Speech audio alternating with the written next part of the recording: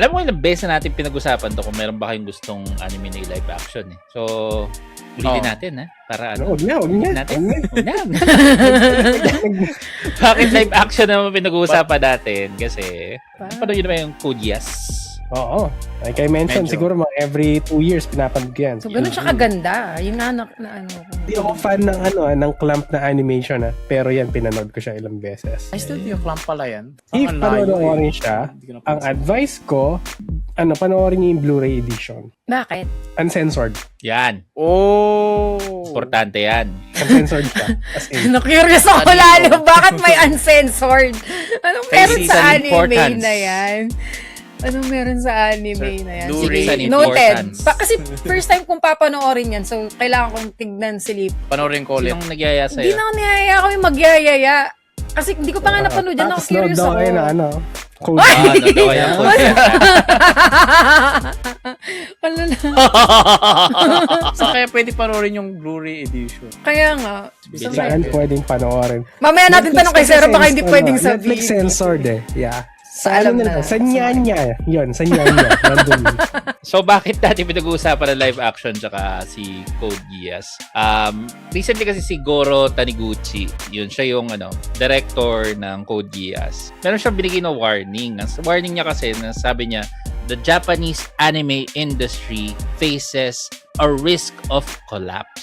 So, Bakit? yung reason, it's the end of the worlds. Oh, Ramagedon Anime Edition. Yon. Ang reasoning daw niya kasi parang if it continues to rely almost exclusively on adaptations of existing manga and light novels rather than fostering original stories. Tama siya. Sa mga light novel or manga, wala na siyang anime version. Nagana siya straight to movie. Common yan sa mga mga rom-com, mga ganun. Kasi hindi naman ganun kalaki yung budget na kailangan May point siya. Pero hindi So, naman lahat yun yung ng niya live na- action palpak. Most kasi ng mga sumisikat na malaking mga live action, may anime sila Hindi sila parang direct na Hindi sila talaga creation talaga na Oh. original creation. So, sabi niya dito, ni-note daw ni Taniguchi na syempre yung adaptations are favored by the industry kasi safer financial investment. Kasi meron ka ng entrenched na fan base. So, Kasi parang may gusto ko makita anong ko-consume itsura na nito agad pag ng siya, totoong tao siya, ganun. Yes. Totoo. May point It leads siya. on my imagination. Kasi ganun din naman sa mga western, di ba? Yung mga books na, True. let's say, Harry Potter, Lord of the Rings, na-convert siya automatic sa movie. Hindi naman siya naging TV series tulad ng Game of Thrones. Palaging 50-50 kapag gagawa sila ng adaptation. Diba?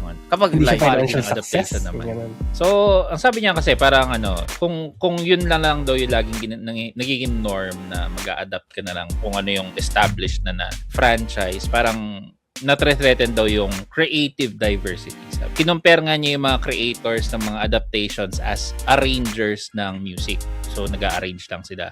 Pero yung mga gumagawa ng original works, they are the composers. So, yun yung viewpoint or analogy. Yung analogy niya dun sa situation na gano'n. Tapos, inargue din niya na pag nagfo-focus lang daw sa adaptations, yung mga creators, yung risk daw na maging subcontractor sila nung source material. Tapos, nawawala daw yung ability to build worlds from scratch. So, yung creativity talaga yung inalo nyo dito. Parang nilalament nyo dito. And that's all our topics for today's podcast. So kung meron kayong topic suggestion, of course, feel free to leave message or mag-comment kayo sa mga videos na makikita nyo kami. And shoutout sa mga sumusunod. Yun. Shoutout sa mga recent na followers natin na si K. Sirdel13, Nanski, Ramin Boy 009, si RM Gabe, Revo Radio Live. And then sa mga chatters natin, si Mushroom Mito or si JGM Shadow Games, Avian Times 2, and Reconnecting PH, si Daddy Brogy, naban mo na ba si Shell? Wow. Si Antagonize X, si Tops na kumaway-saway kanina. Yun. Mamaya. Ayun na. Ayun. Lapit na. Shoutout si Tops. Yun. So, Ay, yun diba Vinster! is na shoutout ka na dun sa mga recent na follows kanina. Tsaka si Kaka-computer mo. Yan. Si Yeah. Tsaka si Reconnecting. Mushroom nito. Diba? So, yun. If may na-miss man ako, ayun pala, si Shisharong Bulaklak. Yun. Ay, oo, siya yung kanina Shisharong. na una. Shisharong. Shisharong. Shisharong. bulaklak. And ayun na, if you'd like to support us, you can follow, like, subscribe, mag-like kayo ng mga contents, mag-share, and mag-comment sa mga contents na nagustuhan ninyo.